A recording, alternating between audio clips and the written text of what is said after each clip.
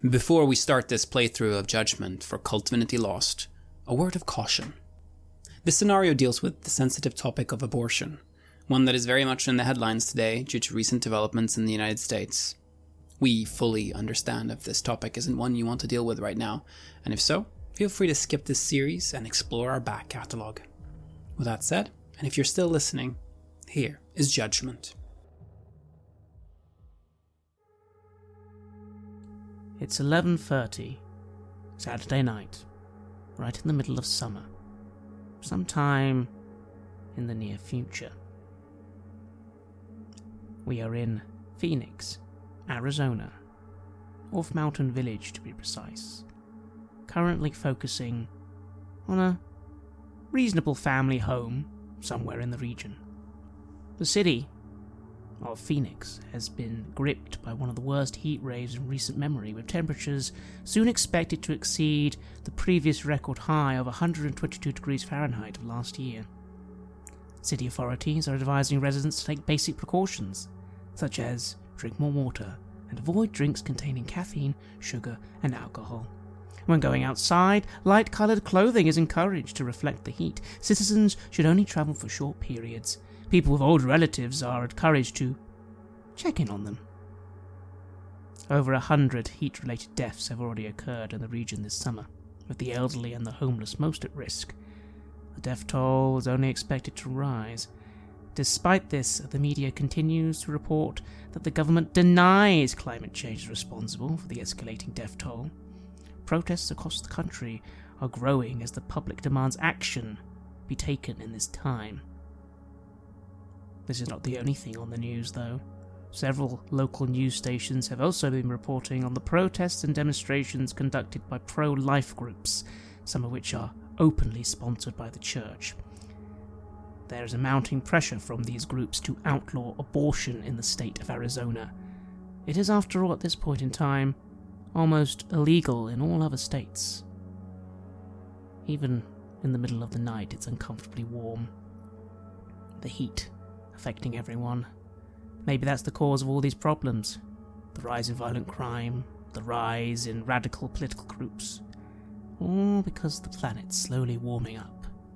But then again, some will say that's all a myth, all a hoax.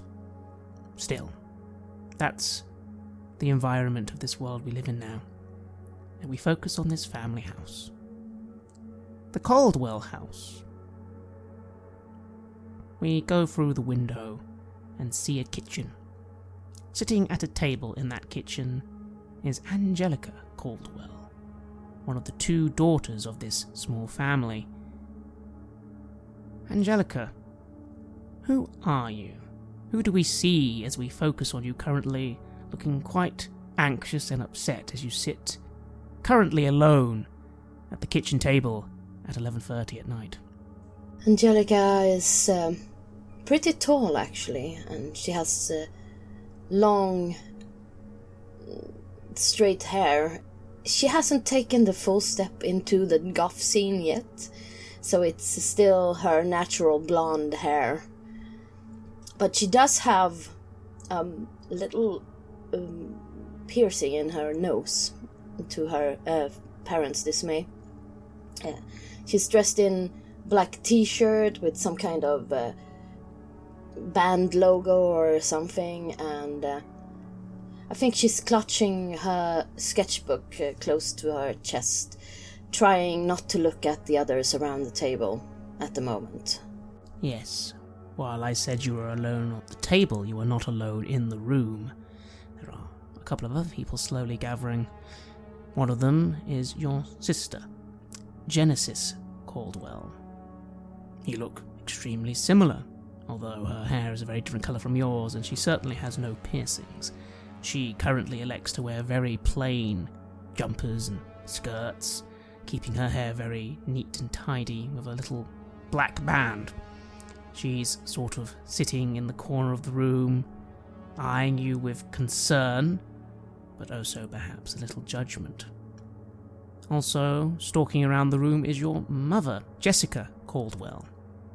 She is a woman in her late 50s, again very similar looking to yourself, although her hair has begun to thin, and so she's taken to cutting it quite short. She is currently in her dressing gown, although she has tried to change out of it a little, at least put some trousers on, but it is late at night. She is looking across the room to one other person in the room. An older man. George Caldwell, your father. What are you currently wearing, George, and how do you appear in this scene? Well, I'm a man in my early 50s, wearing a checkered shirt and jeans. I'm in reasonable shape for my age, fortunately with still most of my hair. It is, as always, extremely hot. All the windows are currently open and someone has turned on the air conditioning, but George, it's been a while since you gave it a good check over, so it keeps making this occasional rattling sound. Not the worst sound in the world, but slightly irritating. Doesn't help that the room is so hot. Jessica is pacing back and forth, waiting for something. You know what this is, George. There is one other person who needs to join this late-night meeting. Someone Jessica just rang about 20-30 minutes ago. Tyler Edgerton, the current boyfriend of Angelica. But he's not there yet. So while everyone's waiting, Jessica just turns to you, Angelica. I hope he gets here soon, and then you two are going to need to do some explaining. You understand that, right? Do we really need to do this now, Mom? Yes, we do. This doesn't change anything. We could wait till tomorrow. No, we can't wait till tomorrow. Angelica, we need to sort this out now. I know it's late. George, you agree? I do. Look, it's really important that we talk about this and that we get things straight. It's your life we're talking about here. It's incredibly important. Exactly. It's my life we're talking about. I'm 22. You're not supposed to be the ones that tell me what to do. Oh, I'm sorry. I guess all the raising we did of you for the last 22 years then doesn't matter? Your parents' opinion doesn't matter on what you do with yourself? George. Jessica, please calm down. I understand it. It's fully understandable to be upset at a time like this, but it doesn't help, all right? We have to try to stay calm and collected through this, all right? We have to find a solution, yeah? We have to find a way to get through this as a family. We cannot let this destroy us. It will only destroy us if you let it. Making a big thing out of this is actually making it worse. Angelica, you know where we are. You know the community we live in. It's never just about us. It's never just about you. Genesis looks up at this and nods towards George. He's right. Dad's right. It isn't just about you, sis. It's about all of us and our relationship with God. That's what you've jeopardized. I haven't jeopardized anything. This doesn't involve you, Genesis. Oh, I think it does, sis. If I do nothing, then I am guilty of sin. So I have to do something. We're going to have to do something. Jessica, at this point, says to Genesis, Genesis, thank you for your input, but again, let's focus on the immediate, not the God stuff. Just for the moment. Just for the moment. Genesis looks a little petulant at that, but does then silence herself. It is at this point that a car begins to drive up to the Caldwell house. Who is in this car? Describe yourself, Tyler Edgerton, and describe your car. Well, Tyler is a medical student. You wouldn't expect him to be driving a vehicle like this, but life is pretty good when your parents are doctors as well, and daddies and mommies would not be pleased with you driving a beat-up Civic around. So it's actually a fairly nice, well-washed, modern vehicle. Tyler's inside. From his face, you can see he has hawkish features with a fairly high forehead. And maybe it's the stress of medical school, or maybe it's just bad genetics, but you can already see his hairline kind of receding at the temples, and you can get one good look at him and know that he'll be bald probably before he wants to be. He keeps it all cut fairly short. He's still dressed coming from his studies at the university, so he has nice slacks, a belt, a button-up shirt, but the sleeves are rolled up considering the heat. And despite his best of efforts, there's no way you can walk around this town right now without sweating through it. So, looks like he has money, but a bit unkempt after a long day. And that day's about to get even longer. It certainly is. Your evening has not been a pleasant one, Tyler, for several reasons. One of them being a very unexpected phone call from Jessica, Angelica's mum. All she said on the phone was you needed to come over immediately, in a tone that you recognized meant, don't say no. So you've made your way here, but you have no idea why, although maybe you have a few guesses. I think I could narrow it down a bit. I mean, I hope I'm wrong. I'm hoping it's not about what Angelica and I did and what may or may not have come out of that, but I don't think wishful thinking is going to get me out of this one. Indeed. As you get out of the car to approach the house, there is an itching on the back of your neck, but you don't have time to think about that right now. You know what that is, and you can ignore it for now. It's easier to ignore the itching when there's other people around, after all. Thank God for that. What do you do as you approach the door? My hands are still sweaty from having been gripping the steering wheel. There's a lot riding on this conversation, not just for myself and Angelica, but some other folks as well. And I can't think of a time when there's been this much riding on a simple conversation, at least not for me, in quite a while. So there's some frustration and maybe a hint of anger. The itch isn't helping. You can see me if you were looking through the front window of the house, reaching back and rubbing at my neck, and it's probably just nerves at this point. I approach the door. I'm going to knock because it's polite, but there's that final moment of just, all right, Tyler, just get your shit together, all right? You're ready for this conversation. It's going to be rough, but we'll get through it. And you and Angelica, it's all going to be... And then I'll let that frustration and nerve kind of wash off of me, put on the professional smiling face that made George and made Jessica come to like me in the first place. No, but needed a hint of remorse on it, like I'm already sorry. Yeah, they'll like that. And then I'll ring the doorbell. You ring the doorbell, and Jessica quickly moves to answer it. She opens the door. You can see she's sort of half in her dressing gown, half dressed. She gives you a look. Not necessarily a look of hatred, but definitely a look of parental concern. But she does still nod and let you in. Tyler, thank you.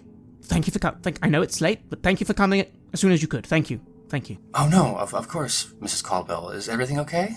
I heard the tone of your voice. I came as fast as I could, but... No, it's not. Please, go to the kitchen and have a seat, and we will discuss this all like a family. Yes. And she kind of just leaves it at that and goes to the kitchen. You, of course, know where the kitchen is. You have been to the house a few times already. I know that chair. I've been here long enough to know where George sits and how the family arranges itself. It was pretty nice the last time I was here, having my own chair, which I will go take now under slightly different circumstances. George, you see young Tyler come in and take his seat. Angelica, you see this as well. Genesis will give you a very dark look, Tyler, as you come in. I'll move up to Tyler to shake his hand. It feels appropriate somehow. Mr. Caldwell, And even before I start to talk, there's that obvious sense of nothing I say right now can really help myself. It's also not the time. This is going to be a case where George and Jessica need to leave. So, as the patriarch of the family, I'll give him that handshake, nice, firm, masculine. But in my face, there's deference in the moment that this isn't my story to tell, and I need to kind of let them get what they're going to get out. And having shaken his hand, I back away again, and I lean against the wall here in the room, awaiting what will happen here with quite a bit of concern and worry. I have a feeling this is going to get very ugly. I look up at Tyler, desperately seeking his eyes to get some kind of support, but still I'm unsure what this conversation is gonna lead to, so I kind of hesitate in that as well, and as if he meets my eyes, I kind of look down as well, because I'm super nervous. Indeed, which makes sense. When you came in later this evening, the initial thing that got you in trouble was that you were simply a little drowsy, still a little affected by what happened earlier this evening. Mom simply thought you were on some sort of drug, and she demanded to know what it was. When you then told her the issue, she reacted very strongly. But you haven't actually said much else. You didn't want to. She insisted that everyone be here before you spoke anymore, so you realise that you are going to have to say things, even if you don't want to. Then again, maybe you don't have to. It will be your choice, Angelica. You are, after all, as you said, an adult woman. You don't have to cave into pressure, but it is difficult when it's your mum and dad, isn't it? Considering everything, and yeah, we've had our ups and downs, but I love them. They're my family. So we'll probably work this out somehow. Again, awkward silence. Jessica then sort of motions for Genesis to go and make everyone some coffee. Genesis looks a little annoyed as to why she's being asked to make the coffee, but she goes to make it and gives everyone a coffee. No one is asked how they want their coffee, you are just given a coffee. And then Jessica kind of gives you a look, George. You can feel your wife is kind of expecting you to say something or start things off. Maybe that's not very fair, but that does seem to be what she's thinking. We have gathered here to talk about something very serious and of concern to all of us here in the family, and here I include you as well, Tyler. I think we have to under the circumstances. First of all, I think it would be good to get some facts on the table. What really happened, Angelica? Before she even has to explain, I want to reach over with a hand and just take hers and squeeze it real lightly. I know it's not the time for dramatic displays, but I do want her to know that I care for her and that I'm supporting her in this moment. Gaining strength from that, I actually look up and... what do you mean, what happened? What, do you want to know everything? Yes, of course, everything. Your mum comes over and puts both her hands on the table. You are familiar with this gesture. After all, your mum is these days almost retired police officer. But when you were younger, this is what she'd always do to interrogate you. It's supposed to assert dominance or something she told you as kids once. She's looking at you very intently as she says, "Let's start from the beginning. When did you first... I don't need to know the exact details, but when did you find out she was pregnant, Tyler? When did you both discover this?" I'm going to play it a little, not dumb, but giving Angelica the space to tell the story. One, I think her mother's going to take it better hearing from her. And second, I don't want to be seen as taking control of the situation or stepping on anything. I think my role now is to kind of be a vessel for Jessica's anger and kind of deflect some of it away from Angelica. So when she slams her hands down in front of me, I'm going to just slightly lean back in my chair, but still remaining respectful. Look, Mrs. Caldwell, Jessica, it's been a couple weeks, and we were always going to tell you. It was just a matter of finding the right time to decide how we felt about it, right? And I'll turn to Angelica. Well, I guess I knew a couple of weeks ago, and I told Tyler, but... yeah, we haven't really talked about it that much, have we? No, it's just as new for us as it is for, and I'll turn to her parents, as it is for you. Very well, I don't know if that makes the situation better or worse, if I'm perfectly honest. Alright, next question. How on earth did you convince Dr. Mears to do the procedure in... You've literally known for a couple of weeks. The waiting list on those things is supposed to be months, and she, being our family practitioner, she should She should have told us. Angelica, you realise, as a police officer, that she could be in serious trouble for helping you out in this scenario. It wasn't her. She didn't help me. You see your mother's face fall significantly. And George, this is going to affect you as well. Dr. Mears is your family's doctor. She's been looking after your two girls almost their whole life. She is the one who you were expecting somehow was involved. She had to be. Of course, as your wife has brought up, the timing was very unorthodox because this sort of thing, especially now, has long waiting lists. And she just told you she wasn't involved. How are you feeling, George? I'm feeling very worried. I mean, these things, I work for the church, you know? It's thanks to the church that we have stability in our lives, that we have what we have. It's thanks to that I'm no longer in the depths of the depression that I've been fighting for so long. I feel like I owe them, and this is important to them, and I'm very conflicted because I love my daughter, and I want her to be happy, and I know that this wouldn't have been ideal, of course, but it never is. I don't know what to say. I feel, as a father, like I should take command here, but I just find myself kind of taking a step back and not being sure what to do. Listen, Mom, Dad, I know things are kind of sensitive. That's kind of why I chose not to go to her, and it's kind of why I chose to do this. I just wanted to go on like it was before.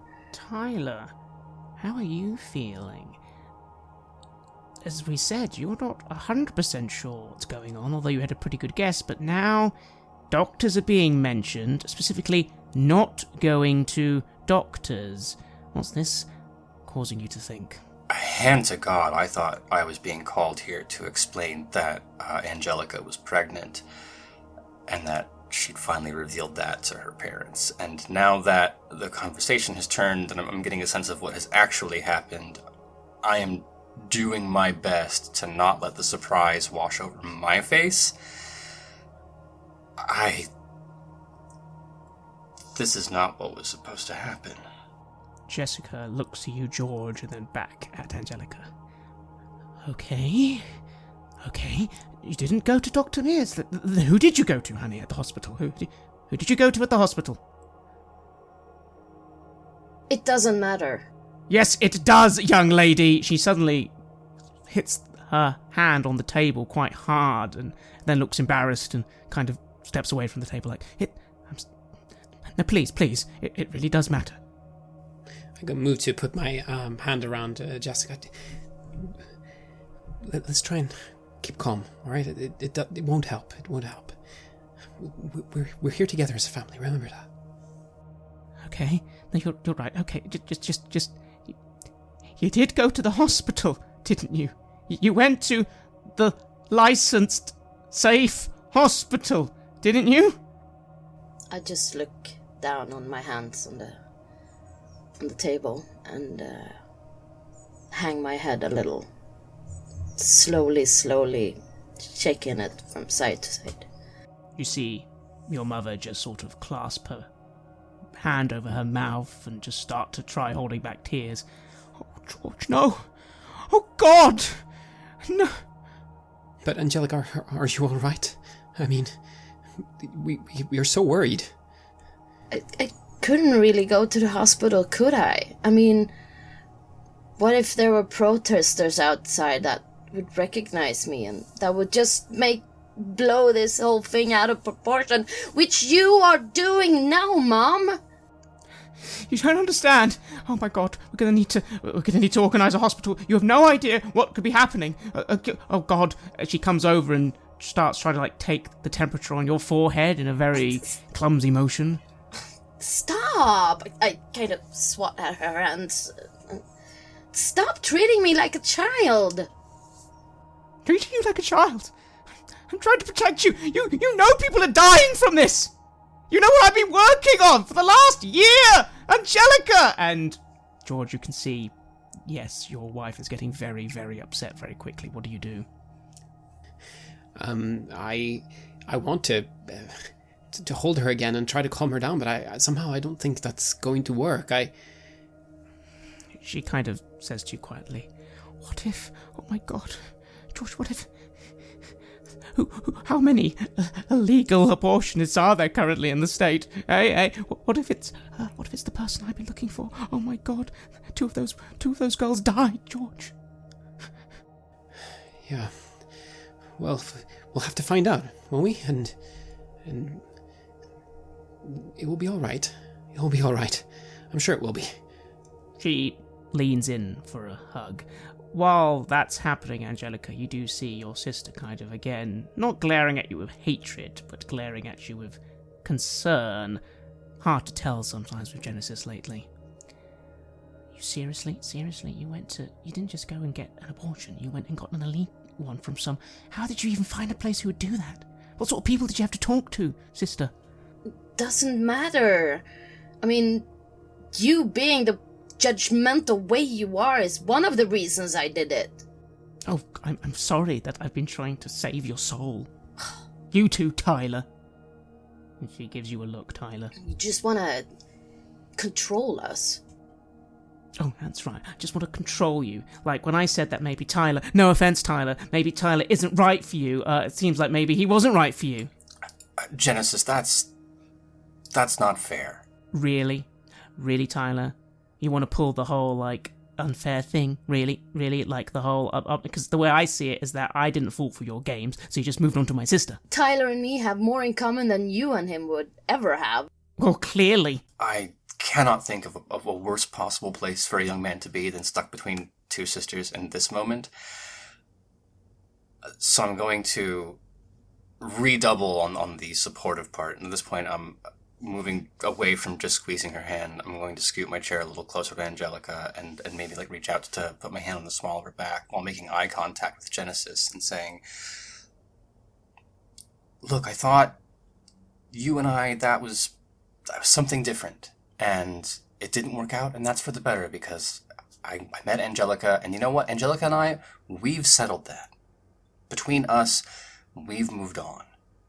And I mean, right now, is this the conversation that's what you're concerned about? Really, Tyler? Really? I want to save your souls. I don't want my sister to go to hell because you've made her sin like this. If you just came to church just once, Angelica, just once, and listened to Pastor Ward, you'd understand.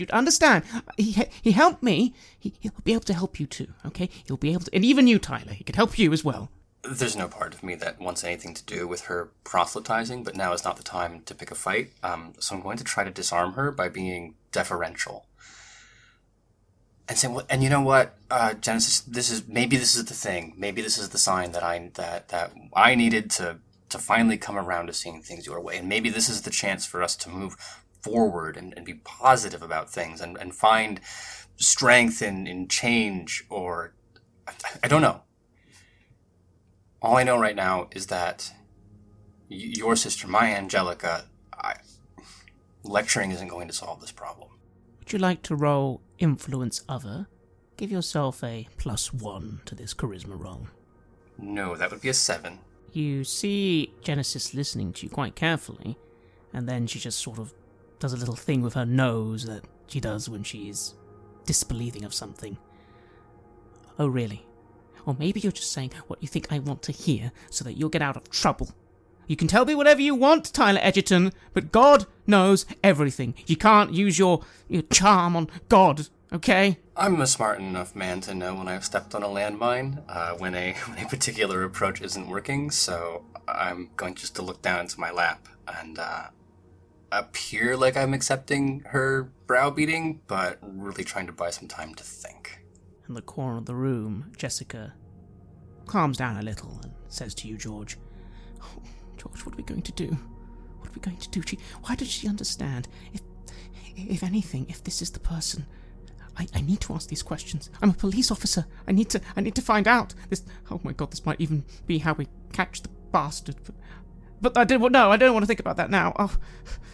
Jessica, and I put my hand on her shoulder. But first and foremost, you are her mother, and you must support her, and we must support her. And if we can find out what you're looking for, then that's also good. But the most important thing isn't that. The most important thing is that our daughter is all right, and that there are not going to be any lasting damage or anything like that. So let's make sure that she's okay, and that we don't break our family now. All right? Okay, George. Okay. He comes back to the table. So, you're not going to tell me the person who did this. You're just not going to tell me, even though you know that if they are out there doing this illegally. Angelica, that people are getting hurt in this time. They might have hurt you. Are you sure you're okay? I think so. But they wouldn't be out there doing this if people would have just listened to reason. Oh, really? Just listen to reason. You're aware the hospital still in this state currently, even though I don't agree, it's still you could have gone there. It would at least have been a safer approach. So you would rather I go to the hospital and put extra attention on our family now that you're up for a promotion and maybe I mean almost. My promotion doesn't matter. That's irrelevant. Well, you kind of want to catch them because it kind of more or less hangs on you getting your evil, bad abortionists. Oh, yes, my evil, bad abortionists. The one. 3 young girls. 1, critical care. 2, dead. Angelica. This isn't some innocent individual. That they are hurting people. She was a doctor and she was really friendly. Oh, really? And you were taken care of? And the procedure was safe? Yes, and you know what? In difference to you, she didn't judge me. As you say that, though, Angelica, could you roll something for me? I would like you to roll your disadvantage, which is repressed memories. So 12. What you're saying is not a lie. It's the truth. But then, as you say it, you do find yourself just wanting to prove to your mother exactly how well you were taken care of, wanting to give examples. But then that's where it is actually a little hazy, because you had the talk in that abandoned place. You and, of course, your friend, Emma Creed. She's the one who gave you the text number, after all. But then, you have to admit, you don't then remember what happened next. You remember lying back in that room, and then you were given something, and then it was all a bit hazy. But then you remember Emma kind of grabbing you and wanting to get you out of there. She looked really concerned, but you were kind of not feeling very well, and it's all a bit hazy, but then you do kind of find yourself just remembering, why did Emma look so concerned? Why did she want to get you out of there? How do you keep that in your mind? I cringe a little, remembering this, but try to squeeze Tyler's arm a little, maybe a little too hard, as I steel myself against my mother again. Yeah, well, I'm here, right? You are? You don't seem unwell. You sure nothing? There's no bleeding anywhere? You're not feeling nauseous?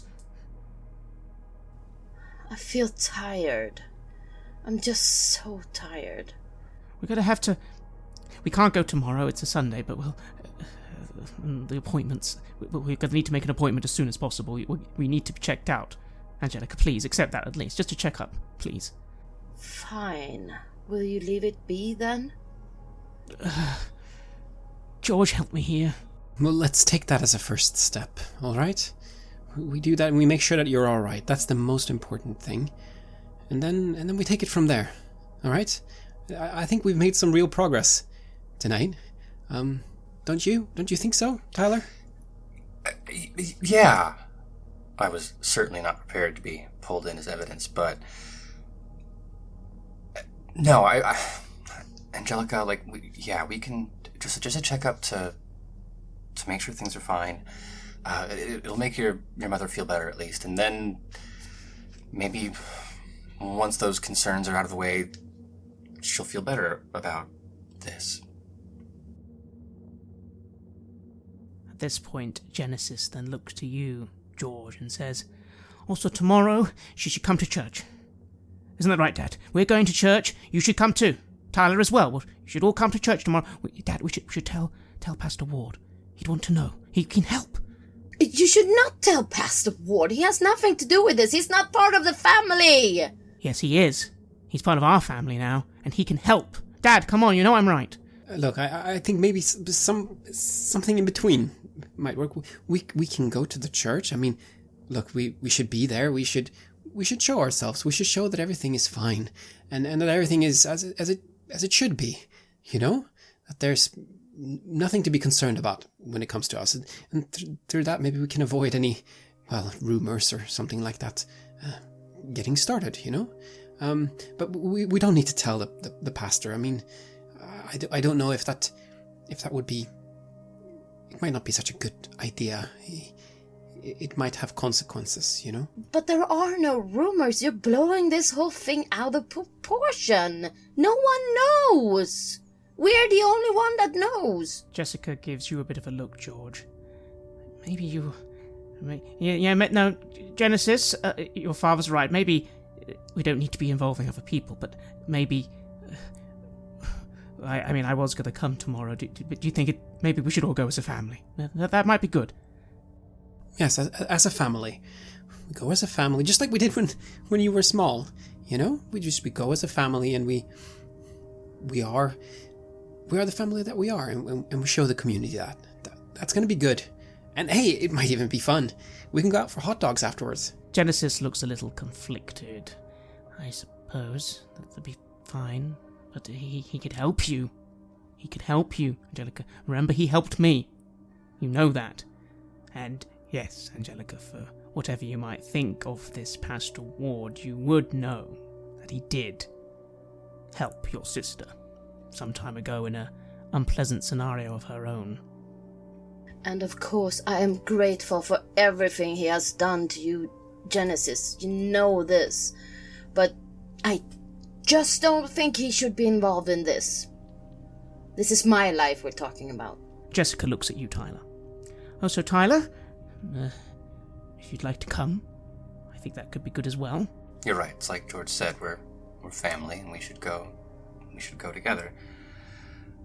And as I say this, I want to make eye contact with Angelica, and it's only been 8 months, but I feel like she would pick up that signal that, especially having to have dealt with her sister in the past, there's that little glint in my eye that says we can just do this and suffer through it and laugh about it later, but if it makes things easier now, maybe that's not the worst decision.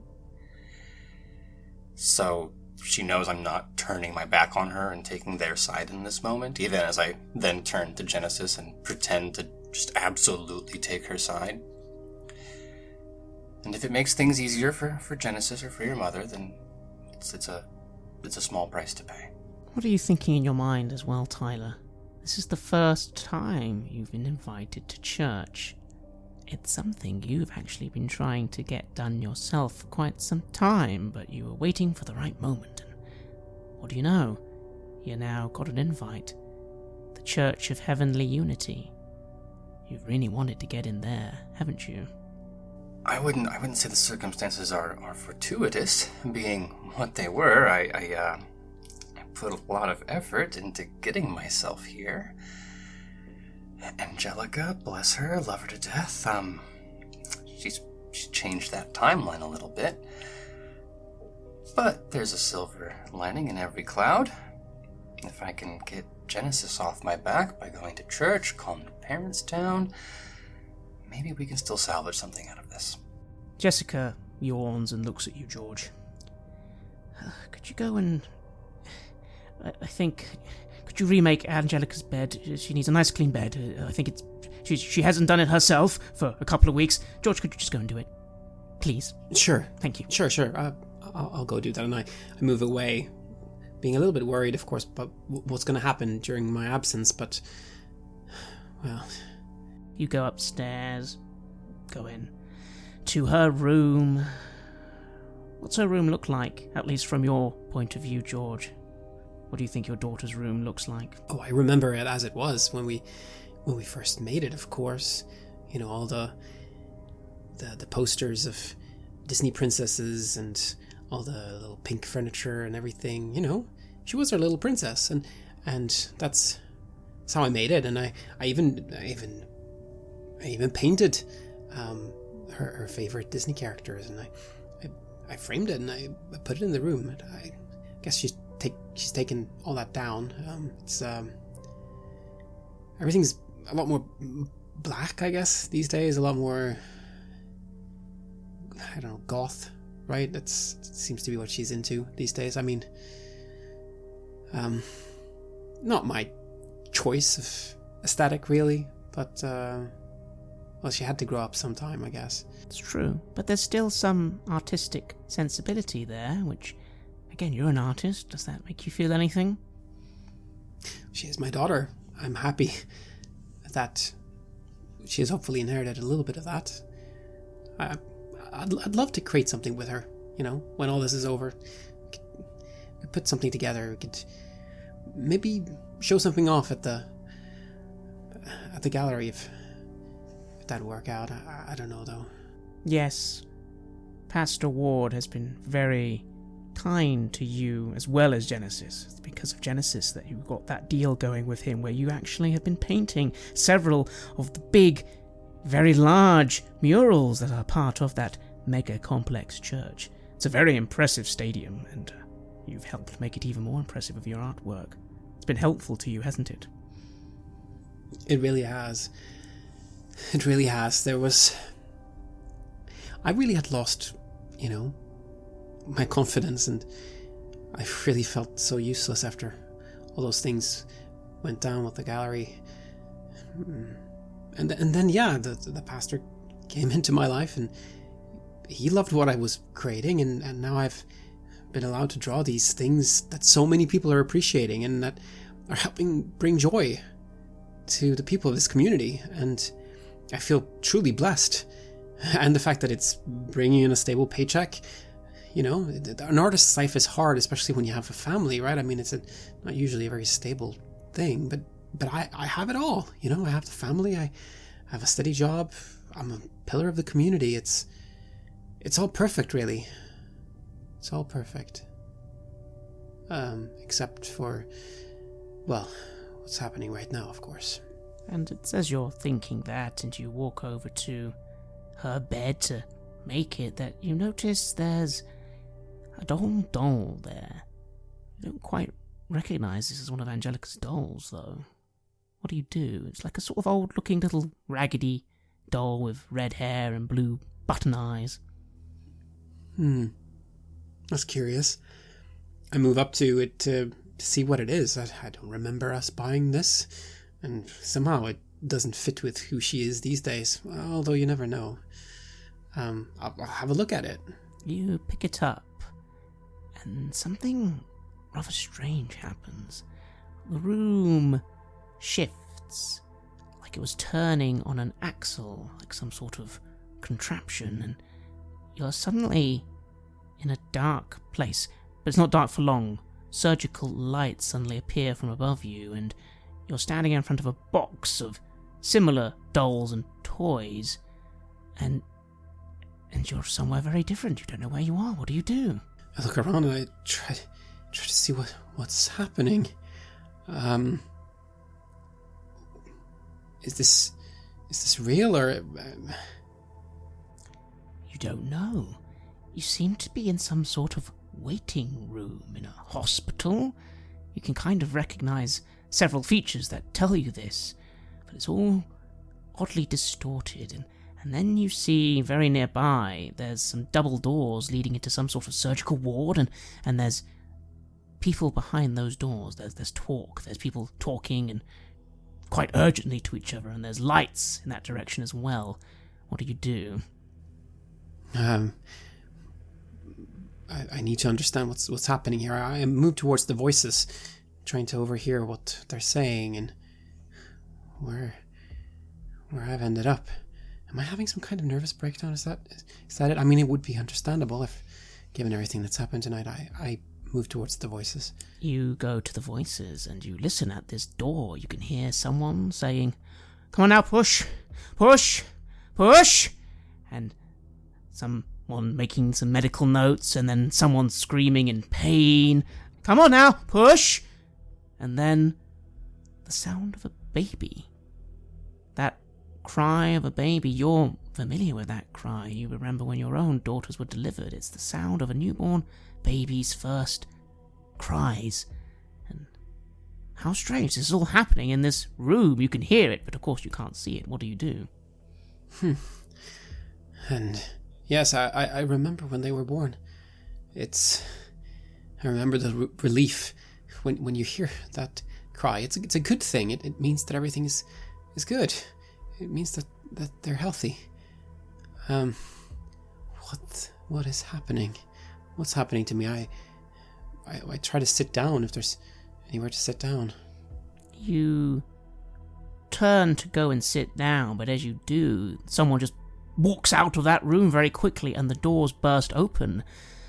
Will you look to see what's happening in this room as someone just rushes past you, and orderly, they don't seem to notice you. They actually walk straight past you. Yeah, I'll do that. I'll go see what's going on. There is a woman lying back on a stretcher, covered in cloth and towels, looking very tired, very drained. And there's a doctor, some kind of doctor. He's wearing a doctor's uniform, he's wearing all the things you expect, and he's holding a bloody red baby. But the baby is crying, and how strange. You notice the baby has a very distinctive mark on its face. A little black spot. It's odd that you notice this feature, but it seems oddly distinct in this strange dream you're having. It must be a dream or a hallucination. And then you see the woman kind of gasping, and then the orderly runs back in, and, "Doctor, oh no, the pulse is going down, quick, we need to do something." And several doctors are running in, and one doctor's taking the baby away as several other doctors run to this woman who seems to be having a lot of trouble breathing, getting worse and worse. What do? I'm not trained in anything like this. I try to move away. I'm not supposed to be here. This isn't a place for me. I need to get back to my family. You turn away, trying to find your way back to where you're supposed to be, but you don't know where to go. You're in this hospital. You hear doctors behind you saying things, shouting, and then a distinctive flatline sound coming from the equipment. And then you realise, as you turn around once more just to try and find a way out of here, you notice the doctor holding the baby has come out.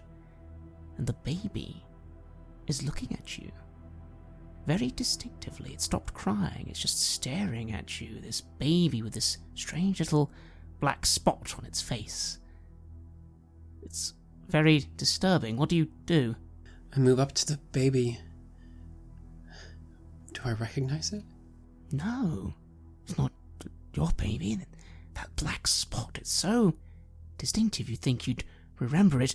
And as you are staring at the baby just stares at you, and then in this wailing sound just says, "Get out!" And you find yourself on the ground of your daughter's room, having fallen over. I look at the bed. Have I made the bed? I need to make the bed. Yes.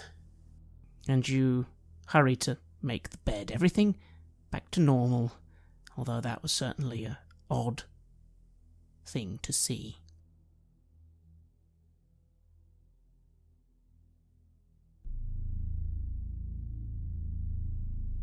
You have listened to an episode of Red Moon Roleplaying, where we play the scenario Judgment for KULT Divinity Lost. Judgment was written by Matthew Sanderson and was published as part of the Screams and Whispers scenario collection. This scenario has been sponsored by our friends at Helmgast.